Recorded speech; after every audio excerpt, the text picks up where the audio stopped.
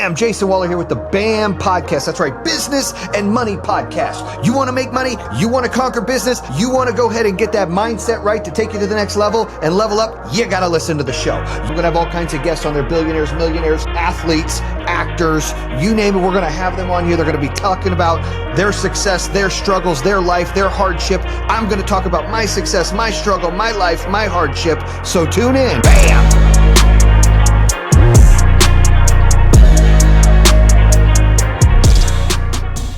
Bam! Jason Waller here with the BAM Podcast. That's Business and Money Podcast, your Apple's top 5 entrepreneur podcast. Super excited to start the show. Today, we're going to talk about entrepreneurship. That's correct. I feel like I'm one of the all-time ultra entrepreneurs out there, right? Building 4 businesses, 3 over $10 million figures, and the last one being valued at $1 billion. So, I've got a lot of experience opening from the ground up.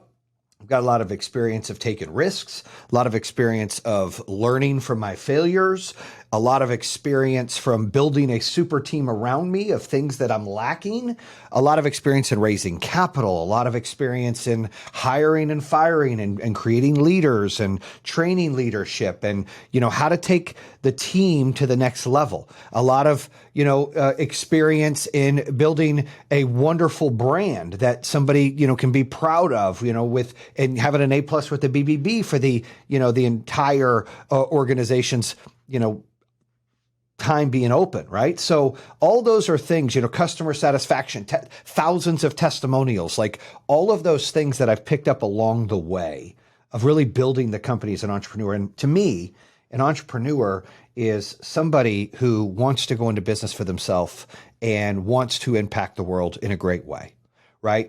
A lot of entrepreneurs try to become an entrepreneur because they want to get rich. And that's the wrong thing. You can't chase the money. When you're an entrepreneur, you are going to work more than everybody else. I'm talking 6, 7 a.m. to 11, p.m. Shit doesn't turn off. You're all fucking in. You're going to make less money than everybody else if you're running a good business because you can't milk the company out. You got nothing to grow on. You got to build stability. You got to reinvest into the brand and into the company and the growth.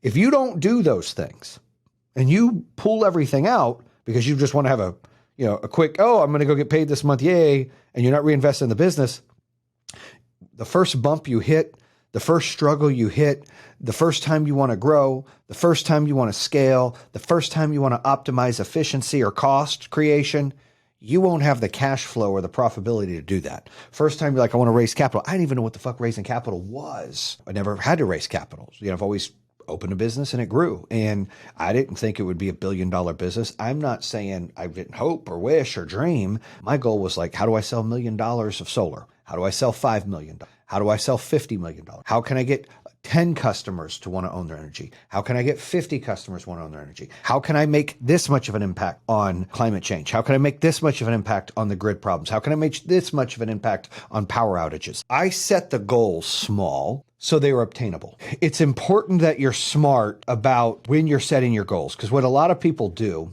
and I call it SMART. It's basically your goals have to be realistic. So they got to be specific, measurable, attainable, and time bound. So you got to stay into the moment. It's got to be a specific goal. So what is my specific goal? Well, my goal right now is X. So when I first opened, it was like, hey, I'm putting this money to start this company.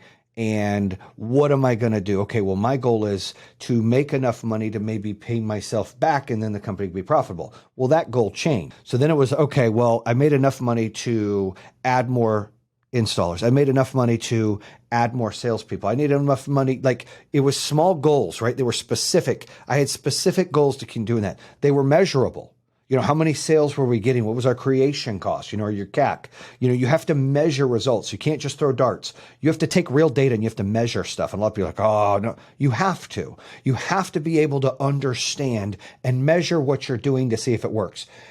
People only want to celebrate wins. They don't want to talk about the losses. People want to talk about just to win. So they don't want to talk about, how many times we almost didn't make payroll when we first opened, and how many times I had to continue to stick cash into the business, or, we had to delay installs when we first opened a few weeks because we needed to get more installers and hire more installers. And, those are the bumps in the road when you're an entrepreneur that you've got to learn to overcome and navigate. A lot of people set their goals and they're just unreachable. Like, yeah, I'm going to go build this $1 billion business, or I'm going to build this $50 million business. Like, no, when you invest into companies, when you look at opportunity that, you can make an impact on, you've got to make sure that those goals are attainable. And you've got to make sure that, you're not putting yourself out there to fail. When you go through these things, you go through these steps as an entrepreneur, and these, like I like to say, fail forward. Like, you got to learn it. Like, I can tell you everything, but you have to see some things for yourself. I started this coaching program and I'm like, I don't know what to do. Like, so number one, you got to make sure if you're an entrepreneur, get a coach. I didn't even believe in coaching until about 5 years ago. Now I'm like, holy shit. And that's how the company's really able to explode. I was able to groom myself, polish myself, become a better leader, become a better entrepreneur, to become a better CEO, working to be a public CEO. Like, those are the things I needed coaching for so I can get to the next level. So you've got to be able to put ego aside, and you've got to be able to embrace, education and wisdom from other people and what their strengths are. Every one of them got their own niche. And if you're an entrepreneur, you got to find your niche. You got to start cheap. Like, you got to, whatever the cards you have dealt, you have to play your best hand until you can get better cards. You have got to continue to increase and level up your hand. It's the same thing in life, business, everything. It's the same thing. So in this business and coaching, what's my niche? Where can I bring value? Well, I bring value to home services. I've been a part of 4 home service companies, built them all up, won over $1 billion, scaled into several states, over thousands and thousands and thousands of employees, thousands and thousands, 100,000 plus customers. I've got that knowledge. I've got it all up here in my brain. How can I share that with people as an entrepreneur? So I stay in the moment. That's what I'm talking about, attainable and time bound. You have to be able to, attain it, and you have to stay in that moment. Because the moment you do change that and you're trying to look too far forward, you don't have enough energy pushing the gas pedal where you're at currently. And if it's not attainable, you're going to get discouraged, you're going to get negative, and you're not going to press down on the gas like you need to. So the point to this of being what I call SMART, which is specific, measurable, obtainable, and time bound on your goals, is as an entrepreneur, you need to set that shit out. You need to write down and say, all right, well, my goal is, and my understanding is, I'm not going to get rich quick. I'm going to build something that matters. I'm going to love doing it. I'm going to make an impact, and then money will come. But I always have a rule. You pay your people first, you pay your vendors second, you pay the company third, you reinvest it.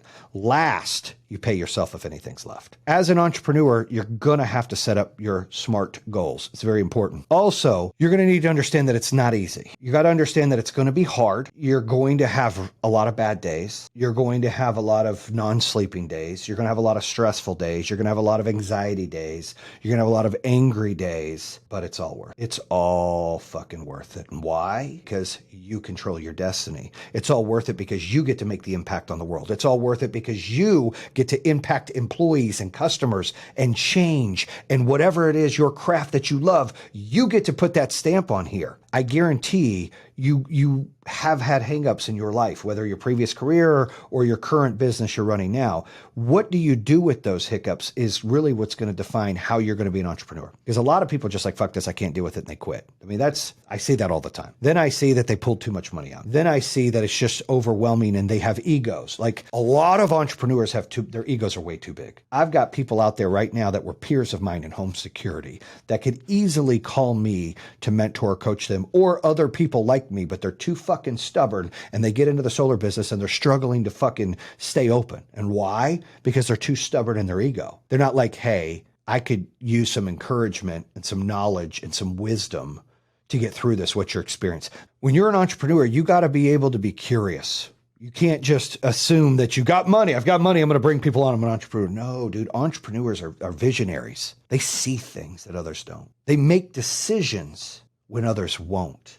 Those are facts. That's how entrepreneurs are. That's how they're created. Like, those are the things you have to have if you're going to be an entrepreneur. Now, you don't have to be an entrepreneur to be successful in this world. You can work for a company and be part of a great rocket ship that goes somewhere great, and be part of elevating and be part of that fuel of that rocket ship and the growth of that. That is fantastic. That is most everybody in the world. But we do need more entrepreneurs out there that have great minds, that have great ideas, that have great companies they want to open, that are just scared. Don't be scared anymore. People will appreciate that you're putting your ideas, your knowledge, your love out into the world. As an entrepreneur, you got to make sure that you're passionate about it, and you have a vision, you have a map. And then the other thing as an entrepreneur is you need to make sure, in my opinion, you know that you're going to have to live cheap.